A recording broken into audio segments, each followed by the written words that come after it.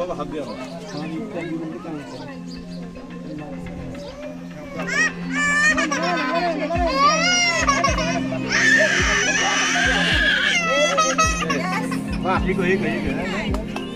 পারবো পারবো পারবো না যে তারা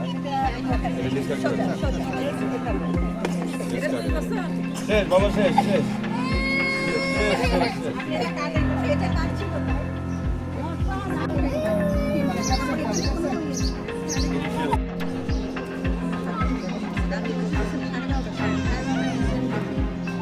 বুঝতে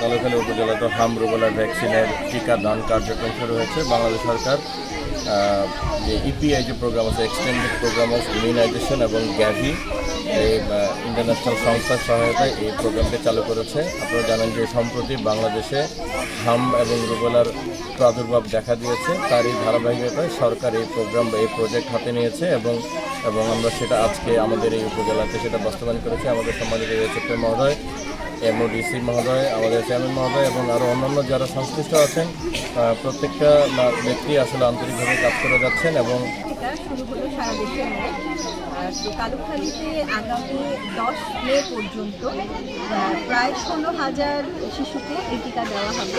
6 মাস বয়স থেকে 5 বছরের কম বয়সী পর্যন্ত বাচ্চারা এই টিকার আওতায় পড়বে এবং প্রতিটি সেন্টারে আমাদের যে 6 সিপিআই সেন্টারগুলো আছে, প্রতিটি সেন্টারে এই টিকা দেওয়া হবে নিয়ম অনুযায়ী। এবং আমরা অলরেডি কালুখালী উপজেলা স্বাস্থ্য কমপ্লেক্সের ফেসবুক পেজ এবং উপজেলা প্রশাসন ফেসবুক পেজে ডেটগুলোকে দিয়ে দিয়েছি এবং সেই অনুযায়ী প্রতিটি সেন্টারে প্রতিদিন সকাল 8টা থেকে বিকাল 4টা পর্যন্ত এই টিকা কার্যক্রম চলবে।